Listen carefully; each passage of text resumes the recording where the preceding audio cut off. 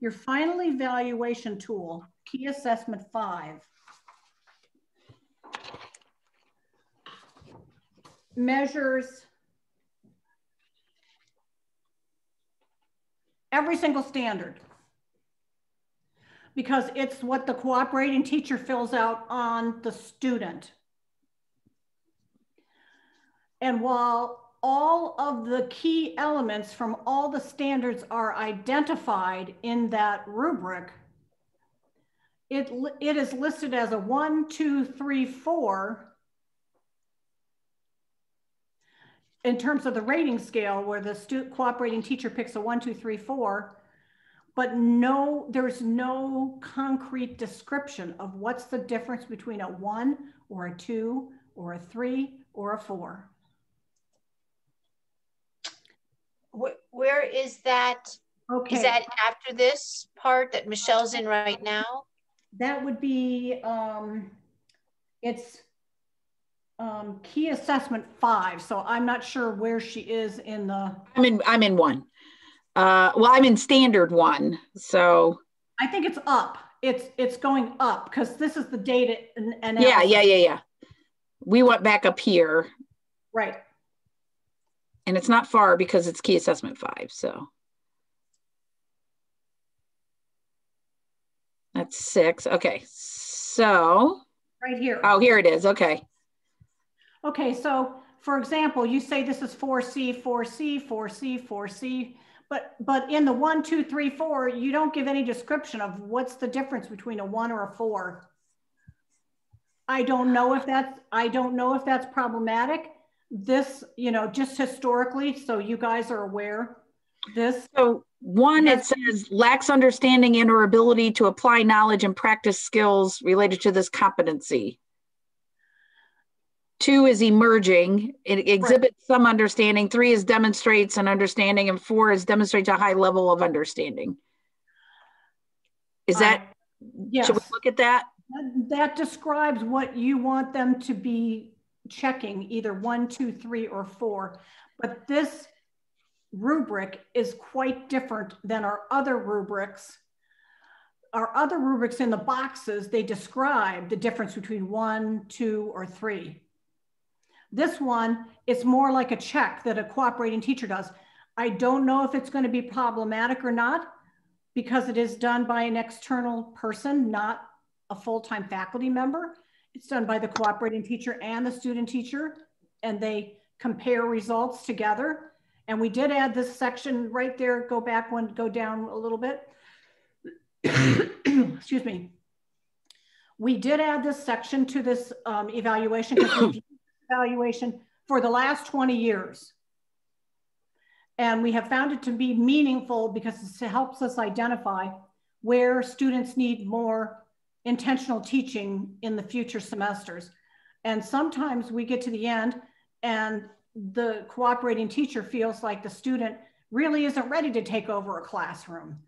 She's really ready to be an assistant teacher or work in the classroom in some way. And Nancy's shaking her head because she's had that experience where she's had a student teacher who got to the end and would be a good assistant teacher, but maybe not ready to take over. But maybe that would be what we'd want to be reporting from this. That after the cooperating teacher completes, we have the results from 8 cooperating teachers, and of those 8 students, 6 were ready to be lead teachers, 2 were ready to be assistants. Oh, okay. Like that's the data collection. Maybe we don't need to be collecting 1A, 1B, 1, 2. We show that we have it, but maybe we don't need to be extrapolating the data to that level. What we need to know is at the very end of the program, after they're done student teaching, are they ready to go into a classroom and take over? Or aren't they? And if they aren't, where were the areas where the cooperating teacher saw that the student was deficient? And if the cooperating teacher said they just lack confidence, they can't work with parents very well, they didn't do transitions, they didn't know how to lesson plan, whatever the cooperating teacher might have said, that feeds back into how we improve our program for the future. because ideally we'd like all 8 of our student teachers to come out and be ready to go into a classroom and take over a classroom. Yes. That's our long-term goal. We want them all to be ready to jump in and take over a classroom when they graduate from our program. So Yes. as far as the study, when we're looking at the data that they want us to look at, the way they want us to look at it. So should we put something like this in that section where we describe like our future challenges and plans? Yes. Okay. Yes. That we will be looking more intentionally at how many of our at the end, you would maybe want to put it under the key assessment 5. Because that's what that is, key assessment 5. Yeah. In that section of the key assessment 5, where you're looking at the data and what challenges are in front of you. And you might want to say something about, well, maybe in the future, what we're going to look at is how many students are prepared to go in and take over a classroom and be the lead teacher versus how many are not. Nancy, would you have a feel for that? I mean, you've had a lot of our, yes. You've been a cooperating teacher a lot. Yes, I do think that you learn that from that. Yes. I don't. Of the student teachers you've had, Nancy, would you say 80% were ready to be lead teachers, 50% were ready to be lead teachers? I would say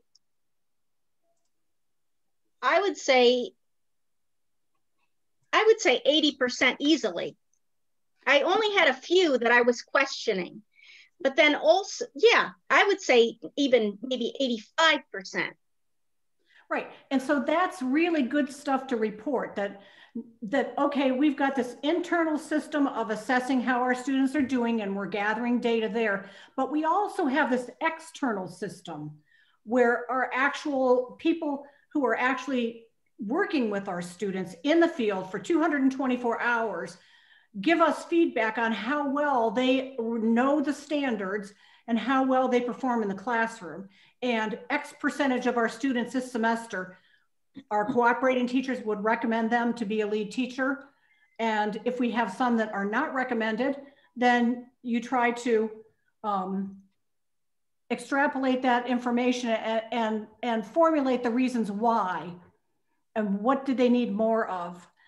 I know we consistently always heard that our students needed more work with parents, that was always standard, an area where students were not as proficient as you would like them to be when they come out. But I also think it's a very hard skill to learn, and you only learn it with practice. Yes. Our students come out and they can talk to any 3 or 4-year-old or 5-year-old, but they can't talk to the 25-year-old parent because they've spent the last 2 years talking to 3, 4, and 5-year-olds. and they're lacking the confidence. So, you know, I think there's a lot that we could say that we know that our students lack confidence in that area, and that's why we've added this new family conference case study. Okay. This is just another thing that I noticed. Of all the rubrics, there's only one rubric that has any point values to it. And that's Key Assessment 1. And that Key Assessment 1 is worth 100 points, and the points are broken out. I don't think that's a big issue for the self-study, but it's something for you to consider. Do we want our rubrics to have point values within the rubric so that students know that this section is worth this many points, this section is worth this many points? If they have to do a presentation, it's worth 10 points. And if they choose not to do the presentation, you know, then we know that that's why they didn't, you know, they rated very low in that area. One more. You see how this one has all the points in it? Yes. So Yes. That's consideration for future. As you make future revisions to these, you know, do you want to include the number of points for each section? I think it's particularly helpful for students, but it's just another open-ended question to think about. But here's another thing I wanted to mention. When you have a rubric that has multiple 1As, 1Bs, 1Cs, 2As, 2Bs, 2Cs, and this one I think is a good example. Okay, so we have the interview and reflection part 2. It's got 2A, 2B, 1B, 6B, then scroll down. Then here's another 2B, 2C, 4B, 4C. So let's just take the 2Bs, okay? The key element 2B. And it's up above also. So when it's reported, it's reported in a lump sum. But yet, when you're looking at the data, how do you know, did the student do well with this one? Can you see my cursor? No. No. Did the student do well interviewing the parent or interviewing the teacher, if this is the one that has both of those? Yeah. So did they do well in this 2B or this 2B or Exactly. neither? And so sometimes, you know, you can report them as a whole, but you have to look at which section didn't they do as well on, or in terms of analyzing your data. So I had really made it a point that I was really going to think about revising the rubric that I had, because I had a whole lot of these 1A, 1B. Actually, most of the ones I was doing were 6. So there were multiple 6s and there was also some 1A, 1B, you know, and I realized that I was reporting when there were duplicates within the rubric. I was still reporting one lump sum, but how was I really articulating? And I've seen this in many programs that I've visited, that they want to express how integrated their program is to the standards, that they stick the standards on everything, but then trying to report it and analyze it and make meaning from it is very hard to do. So that's just another consideration when you're looking at revising your rubrics. How many, not only how many key assessments do we need if they're similar? Where are they being offered in the program? But how many key elements do we have in each rubric that are the same? And are we reporting the data separately or together? Are we lumping it together? So are you saying that we don't have to include every single element? Like just because we have, you know, maybe there's only 1B, you know, is that the relevant piece of this, what you're trying to get out of this particular assessment? Is that what you're getting at? That's what I'm getting at. So just because it's there doesn't mean we have to focus in on, you know, just we could probably name a key assessment, could probably be in all of them if we really tried hard enough, but we don't really need to do that. Yes, you don't really need to do that. No, it won't take away from our effort to show that we're integrated. Well, it is a part of our effort to show that we're integrated, but we show that we're integrated in our learning opportunities chart. So there's a difference between showing the depth and breadth of what students get to do and then measuring it. And when you don't want to be measuring just to be measuring. Right. Oh no. And then trying to analyze, well, what does this mean? And, and okay, we think it means this, but now what are we going to do about it? And the more key assessments you use to measure a standard, the harder it is to interpret the data and report on it and have anything make any kind of meaning. Like, so go ahead. I'm going to use a key assessment 6 as an example. Okay. Do you want me to stop sharing so you can share? Would that be easier for you? It might be. Okay, go ahead. Can I share? I can share a screen. Okay. Host disabled. I got you. Try it again. Okay.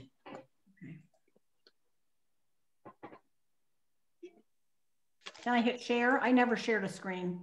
Now you have. Okay. So what you need to do is, if you have your document up that you want to share, you need to pick that screen that shows that document. So you'll have to stop sharing, and then when you click share again, make sure you pick the screen that has the open document. Okay, well, let's see. We're not going anywhere. Take your time. Well, I wasn't meaning to share that. Whatever it is. Okay. Go ahead and there's a little red button that says stop sharing. I think it's down here. Let's see. Nope, that was the call. Usually it puts it at the top.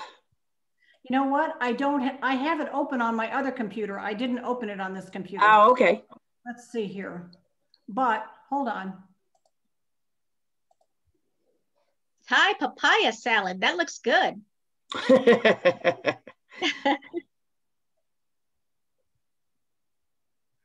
There you go.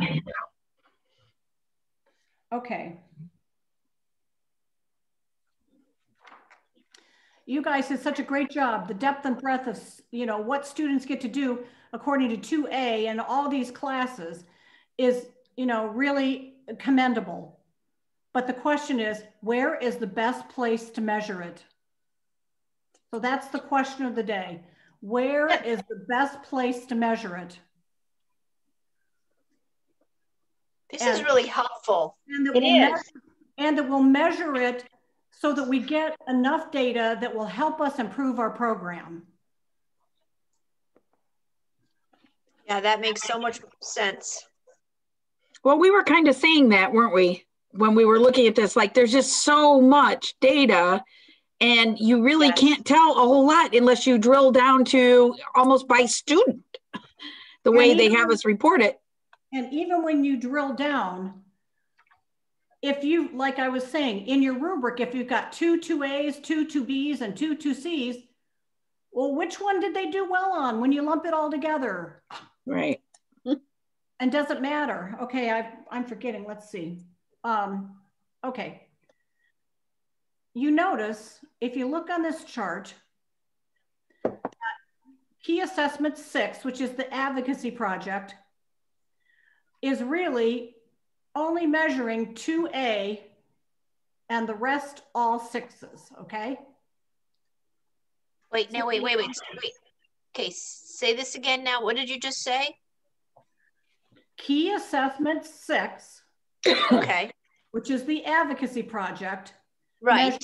All of the elements of standard 6 and 1 of standard 2. Yes. Does it really, really measure standard 2 to the fullest extent? Or is standard 2, building family and community relationships, really better measured in this key assessment 2? Or wait, this is the complex part about being a peer reviewer. Because you're going back between the standards, the key assessments, the key elements. Not just peer reviewer, Deb. And okay, is it best measured in the advocacy project, or is it best measured in, it's the first one, the family support project? Okay, give me the answer. Is it best measured here? Standard 6. I mean, go back. Key assessment 6. Key assessment 6. Key assessment 6. is best in standard 6. Yes. And this key assessment 1, which is the family support project, measures best in 1 or 2. So why even put an X there? Got it. Okay, we do want them to know about and understand diverse families and community characteristics when they're picking their advocacy project. That's why that's there. And so it's probably okay to stay. But some of these other ones where we have all of these X's all over the place, it's like, oh, whoever comes to visit this program is going to be going, oh my God. They're measuring everything everywhere to do everything. So that's why I try to ask that leading question. Think about the standard, like professionalism. Where is it best measured? If you go back to the learning opportunity chart. Learning opportunity chart, okay. If you go back to the learning opportunity chart, you'll see. I'm just going with standard 6, which is becoming a professional. Look at all the opportunities they have to learn about it in all the different classes with all the different assignments. But where are we going to measure it? In the advocacy project. Right. That covers all of them. Yeah. Yeah. Am I making any sense? Yes. That makes such good sense. Well, I hope it's helping you. Yeah. Now, there's something that I identified that I want to bring up. Let's see.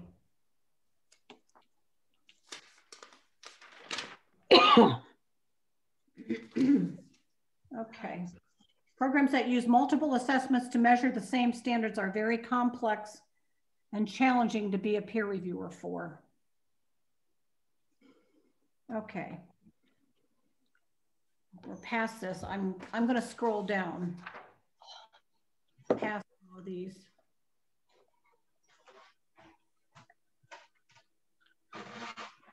So Deb, is this something we should try to do before we turn it in, or is this something we can say going forward, we're going to take a look at these and see which one measured it best and look at our rubrics?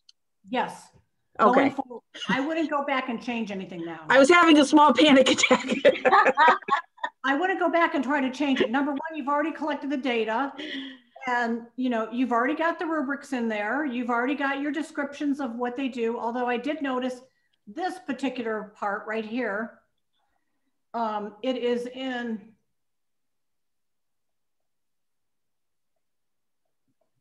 which key assessment is this one? That's a very long rubric, too. Key assessment number 2, family conference rubric. This is the one that has a 1A, 1B, 2A, 3D, 3C, 6B, 1A again, 1B again, 3D again, 3C again, 1A again. Like how do you know which 1A they did well on and which 1A they didn't? 1B again, 2. Okay, what was my point of going back and forth? Oh, this is key assessment. What did I say this was? 1? 2. 2. This font is all funky. Oh. I noticed that. Oh, yeah. And I don't know if, I'm pretty sure I went and fixed all that. Okay, I just noticed it, Yeah, because the stuff that Elisa brought in, like when she copied and pasted the syllabi, right. I tried to leave it the way it was when she brought it in, but I think I'll have to go back and fix it. Like these highlights are in the actual assignments the students see. I wondered about that. Should I keep that or should I take that off? Take them off. Okay. Yeah, it'll just be too confusing. It'll draw attention to something that you don't need to draw attention to, like, because they'll be wondering, like, why is that highlighted? Okay, because I wondered about that because when we brought it over from, when we brought it into this document, I didn't change the font because it was the original font, but you think I should go through and fix like some of the pages were off a little bit? Yes. Okay. I would do that. Key assessment 4. Okay, let's see. I'm trying to get down here a little bit further to some other things I noticed. Okay, we talked about that one. We talked about how it does say at the top what 1, 2, 3, and 4 mean.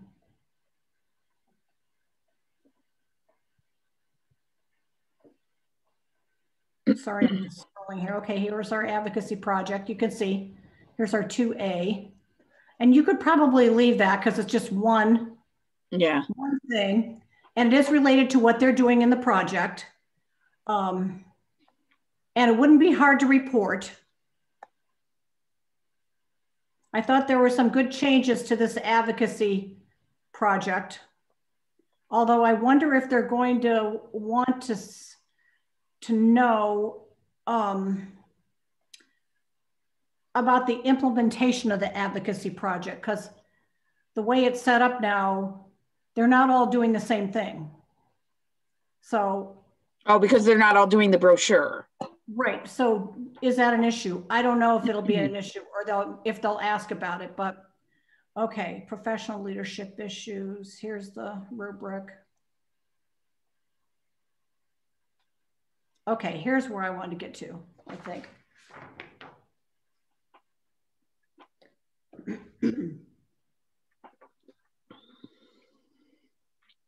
So all the rubrics above that we just scrolled through have only 3 categories.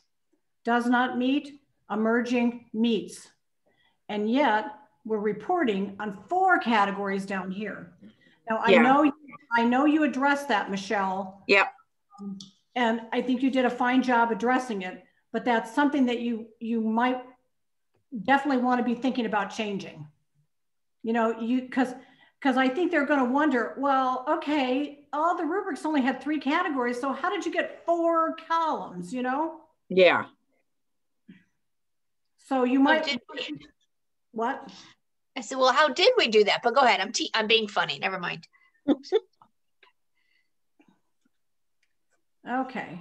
Where am I looking for? Here's what I'm looking for. No.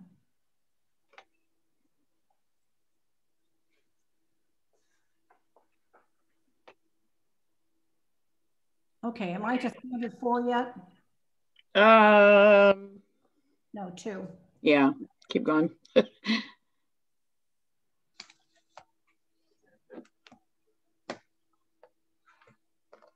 Okay.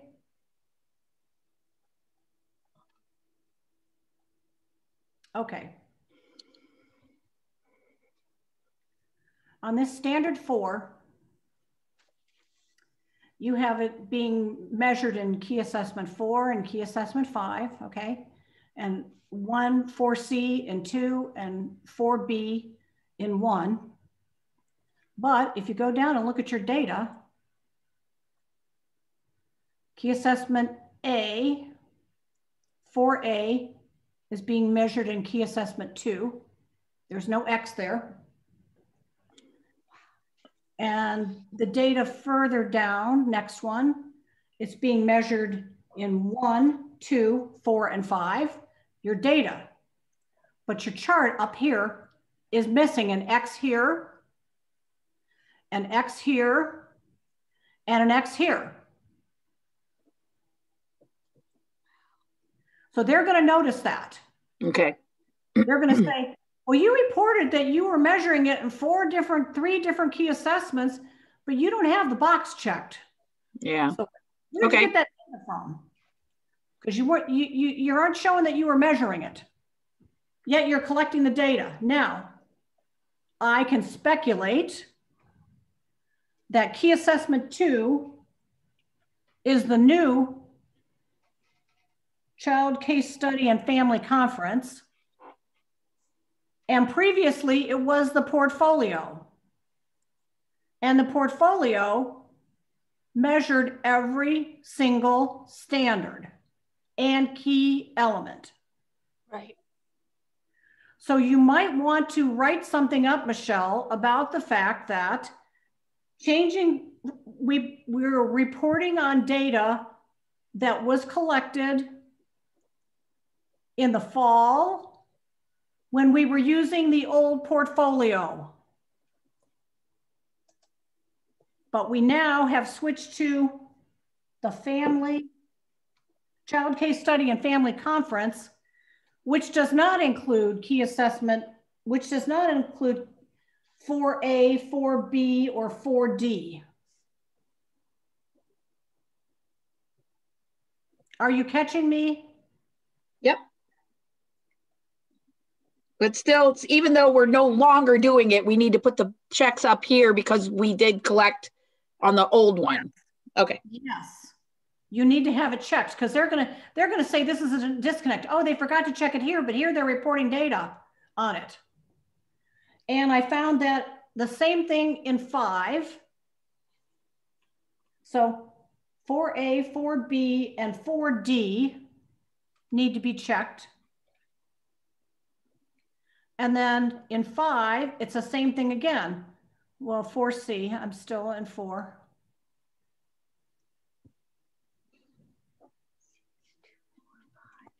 Then here we go in 5. We're reporting data. If you go down here, 5A is in key assessment 2, 5A, key assessment 4, 5B, key assessment 5. But yet up here, it's not checked. And this one's not checked either, but you're reporting data on it.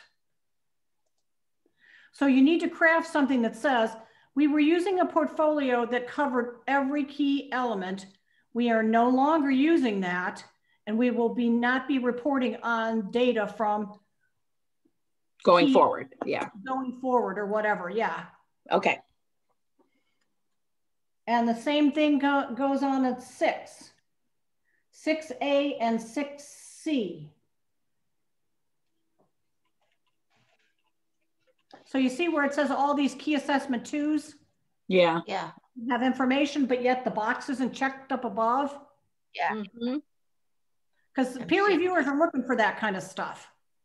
Like, okay, where did they gather the data and where did they report it? And so down here, key assessment, this needs a check, 6A and 6C. Okay, I'll double check those. Yeah. Wow. Okay. I talked about the 167% and how you should consider putting something in about it being offered in the first level. I noticed in this section, you did address this, that it wasn't measured. You addressed that somewhere. Yes. Yeah. At the bottom. Okay, 149. Should I keep those highlighted or not? No. Okay. I kind of figured. Highlights. Good luck trying to figure out how to take those out. Oh, I got it. I know how to do it. Okay. Word has a little button that looks like an eraser. It resets it back to normal. Takes out all the formatting. Okay. Okay, I had down under on page 147, like there's no description of what they do in this one. Like every single other one has a description of sort of what happens in the class. This one has nothing. ECE 221. And we drastically changed that whole section. Okay. I don't know if we added that, but I can look on mine. And then this section here, the strengths. So this is the section about the field experience, I think, isn't it? Yeah, we totally redid that because they broke it up into A through E or A through H, I think it was. And so that was a lot of this was what was in the old study. And then we tried to move it to the new study because they had like word limits on it. Well, I was going to say, I would take out the stuff about the child care center being closed. Yeah, we did that. Okay, good, because that was 7 years ago. They closed in 2013, almost 8 years ago now, and it's not pertinent anymore. We had, you know, one of the challenges was, are we going to be able to find enough good quality sites? Well, we did. So yeah, we took that out. And this system for appreciation for the mentor teachers, you know, I don't know if you guys have still considered doing that, but. Yeah, we get them books. So we deliver books to them at the end. Right. But that's usually, that is usually like a thank you gift. Yeah. Which is nice, I think. Yeah. Okay, so let's see. I said remove the section about closing the childcare centers. Okay. I thought that some of your final analysis, in the final analysis section, I see the A through H that you're talking about. I thought that some of this final analysis could maybe be added up under the sections where you're talking about the standard. So, for example, one thing I noticed up here, and maybe you guys have changed this, but let me go back up because it's further up. Yeah, we changed number 2 in all of them. Yes, I wanted to note that number 2 was exactly the same in all of them, and that's not what they're looking for. Yeah, when we met with for the completeness call, they said it's okay to do repetition. In fact, we encourage it if they're all the same and they all meet the 80%. And then that's where Lisa said, no, I know she said that, but you really should drill down farther. And so that's what we did. We spent hours redoing basically number 2. Good. I'm glad to hear that you did that because I was going to have to draw your attention to it. Yeah. Did I send you the revision, Deb? I'm pretty sure I did. I don't think so. Oh. But that's okay. Yeah. You know, and I would caution you on mentioning Camille Catlett throughout this whole thing. You know, maybe mentioned it once under the professional development area, but I wouldn't keep mentioning it. Oh. It's very redundant. And when peer reviewers read the same stuff over and over, they're like, they said that already. Okay. So under the professional development section, I think it's a great strength and a highlight that we were able to have Camille come and help us, but I don't think it needs to be throughout the whole document. Okay. And the other thing I would caution about is mentioning Elisa too much in the document. While she's highly regarded and well respected and she is on the commission, that will put her in an uncomfortable position, I think. And I know it's mentioned multiple times.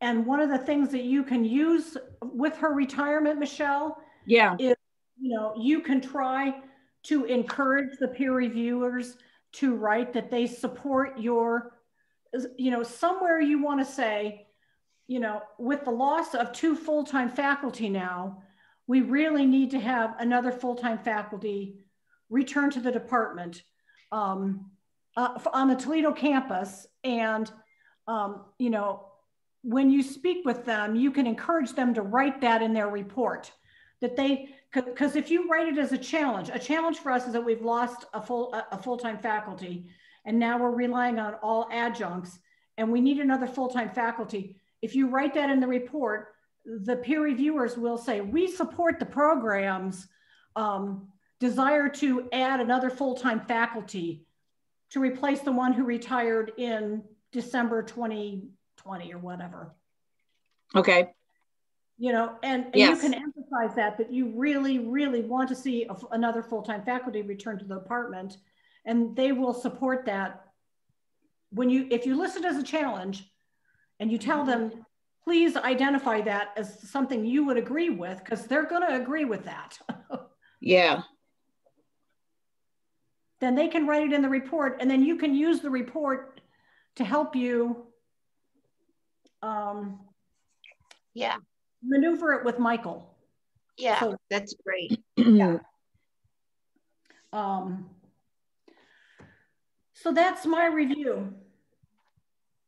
That's a lot of good information. Good information, and I'm glad it wasn't scrap it and start over. Me too. No, I was never thinking that you were going to scrap it and start over. You know, having read the first part, and I didn't want to come in giving you the idea that I thought you needed to make a lot of changes. I do think what you said is good. It's so good. Check those boxes so that there's no discrepancy there between what you're reporting in terms of your numbers, and then just craft a paragraph that describes, you know, we collected the data in the fall of 2019 when we were using this particular key assessment. Now we've switched to a different key assessment, blah, blah, blah. I think for the most part, if you can explain why you did what you did, they're pretty forgiving and understanding. And the other thing I want to focus on for you guys is this is a strength-based process. It is supposed to highlight the strengths of your program, not the weaknesses, and help you, if you have identified challenges, support the challenges that you have and want to see improved for your students. So, you know, if, for example, we didn't have a designated classroom, you know, and we wanted that highlighted, that we think it would be better if we had that, you know, then, you know, you can kind of guide the team many times in supporting what you'd like to see happen for the department. So, so one of the things we wrestled with, and in talking with Pam as well, and Elisa, you know, I mentioned the fact that, you know, there wasn't a chair for 6 months. You know, I came in, I'm new. Then we had a pandemic. Then Elisa retired. You know, we had this convergence. And Elisa told me, basically be honest. If some things didn't happen in this period of time, that you recognized it, you know, and you're working to overcome it. Right. Is that what you would say as well? Absolutely. Okay. Absolutely, because it's better to say to look at that as one of your challenges. It's better to say, we had a challenging time and here's the circumstances. Right. But we have a strong enough program and we have qualified adjunct faculty, and we have people who have stepped up, and we believe we can be back on track in the future. I mean, we maintained. I basically said, you know, in the 6 months, you know, you had Dean Sander and you had Elisa, but they couldn't do all the duties of the chair, you know, so some things weren't able to be done. And then, you know, again, when COVID hit, our focus immediately switched to trying to move to online remote. We didn't have an advisory committee meeting, you know, so I kind of put that in there that, you know, COVID took precedence at that point. We felt that was, you know, where it needed to be, but that we're back on track, you know, those kind of things. The only other issue that I was worried about was transfer in if there was a key assessment. Well, that is an issue. Yes, apparently it is. Because the answer originally was, well, we don't get many of them. And I said, but there's nothing telling me what the process is if somebody does come in, and I don't always know when somebody does come in that maybe had a CCP or something, because that's what happened with our Millstream group. They ended up, you know, when I came in, they're like, here's CCP, that's Millstream, just get their syllabi and don't worry about it. And come to find out, they were doing a course with a key assessment, which I had no idea what a key assessment we were doing at the time. They were using a different book. They were like, good gravy. What do we do with that? And she said the same thing. Just be honest. Here's the deal. Now we're, you know, almost all of our key assessments are in the later, you know, semesters that aren't in CCP. Millstream is not coming back. We haven't had any transfers in from Millstream. But when you were chair, if somebody came in, and were there courses out there that transferred in that had a key assessment? No. Okay. For that very reason. Yeah. And if anybody came in from, say, they brought their CDA, you know, only given 100 level courses except for 216, which doesn't have a key assessment in it. Yeah. So again, it goes back to that idea of pick your key assessments Carefully. And try not to pick ones that are going to have students transferring in. Yeah. You know, like if that family support, I think it's the family, whatever it's called. I don't know all the names. Family support project. Yeah, family support project. That would be the only one right now that someone might transfer in. That's, you know, everything else they have to take within our program. You know, you might want to consider, is there another class where that key assessment would be better offered? Or is there a way of making sure that if they do transfer in, that we have the ability to identify those students and make sure that they perform that key assessment? Yeah. Because the answer I got was, well, they're supposed to meet with the chair, and then the chair works with the last instructor that taught the class with the key assessment and works on them doing the key assessment. I'm thinking, how does that work? You know, like, where do they fit that in? Well, that's why, you know, when you start really looking at all of your key assessments, you may want to consider, although that key assessment fits very well with the family's class, perhaps you may not want to have that class have a key assessment. Yeah, because I can't honestly say in here that there aren't students in the last 7 years that didn't come in with 215. And I see nothing that shows that they ever did a key assessment for 215. And they wouldn't have. Yeah. So in that section, go ahead. Maybe what you do, since they only take that, first of all, if they're coming in with that class, are they going into the transfer major or are they going into the AAS? Right. Because that makes a difference. Yes. I mean, they can transfer it in, but if they're coming as a transfer student to get the 2-year degree and then transfer back to Bowling Green or somewhere, you know, it's more likely that they would take it with us and transfer it out than transfer it in. Right. Right. The only, like I said, the only exception was that Millstream CCP. And that was 2 semesters that, again, I wasn't aware that they were doing a course with a key assessment at the time. So, and they're no longer with us. Hopefully now they're not. They might be coming back, but you have to be firm about that and say, we can't give credit for that. Yeah. Yeah. Because that will be a ding for accreditation if Millstream students are getting credit for that and they aren't doing that key assessment. And they aren't using our book, and they aren't using our syllabus, and they aren't, you know. Yeah. Yeah, I hear you. Yep. Well, right. I don't know. I think you guys have done a good job so far, especially considering the circumstances that have occurred over the last year. And, you know, I do appreciate Nancy and Belinda stepping forward and trying to help the department out. Man, I don't know. There's no possible way I could have completed this on my own, for one. And even with just, you know, Mindy and I probably couldn't have completed it on our own. So these guys have been amazing. I am the luckiest person in the world to have the group of faculty I have, let me tell you. And I know it.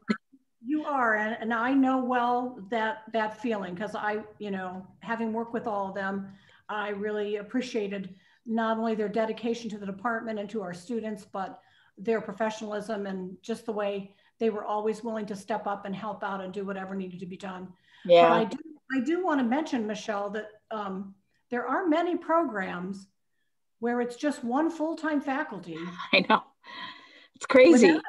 That full-time faculty is also the chair and teaches, and they have completed the accreditation process.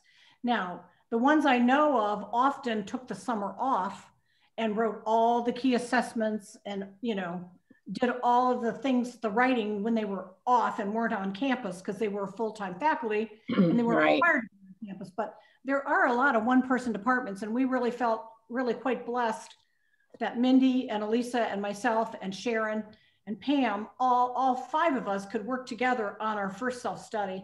And we've made so much progress over the last 15 years. Yeah. You know? So. Yeah. That section on the learning experiences, I tried so hard to at least get something for them to look at. And I finally went, Nancy, Belinda, I just don't have enough knowledge of the learning experiences to even, or the field experiences to even write these 500 words, or, there's just wasn't enough there. So luckily they banded together and did that. So that's the part that changed, but I'll send you what we have so far. If you're interested to take a look at it, you don't feel like you have to, but I just thought we put a lot in, and Mindy was a lot of help the last meeting. So we're trying to just finish up. And then my last thing will be to go through it as a proofreader and do all the fonts. And I think I got all the fonts and all that kind of stuff. I cleaned up all the tables so they looked better and they rotated better and wrapped better and so forth. So cleaning up some of that took about a whole day.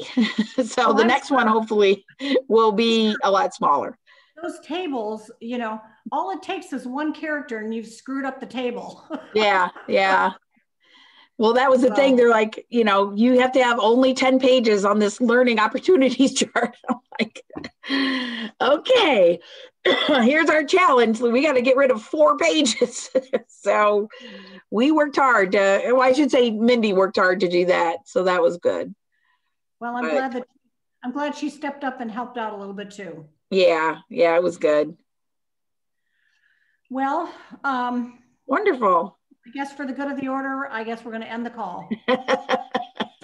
Well, thank you. And again, I owe you a big one. So at some point when we're allowed to go out and everybody's vaccinated, we need to go and have a girls day out and celebrate this thing. Sounds good. We'll all go get pedicures. Yeah. Thanks, Deb. Thanks, Nancy. Thank you. Yes. And Michelle, I'll see you, I think, on Friday. Well, I have to see. So here's the deal. I was just going to send you an email. So my son came home on Saturday and said one of his friends had COVID, tested positive. And so he's been self-isolating. And then in the last 2 days, he hasn't felt well, but we don't know if that's allergies or what. So he went and got tested yesterday. I'll let you know about Friday. I don't know how soon he'll get his test result back. Okay. That sounds fine. If it doesn't work for Friday, we can pick another time. Okay. I'm excited to get that roll on there. Yeah, I am too for you, You should see the little laminator. I was so excited to put that thing on there and laminate something, and it didn't try to kill me, and it was amazing. So we got the little laminator, and somebody was saying that those little laminators are great for little stuff, but that they don't hold together quite as well as the big one. Yeah. So this one, it has the little pouches, which is even nice. So there's not even 2. You just stick it in the pouch and shoot it through. So there's all sorts of different sizes, which I really liked. And then we're also getting a poster printer and through the CARES money, they're going to get us 30 new iPads. The other ones, they can't update enough to do the things that we want them to do. So, well, those other ones they're at least 10 years old. Yeah, I know. We tried to at least update them, and we couldn't even do that. So I'm like, there's some things we want to do. So it should be interesting. We've got some interesting things coming in. I can't wait to get some stuff done that isn't self-study or COVID.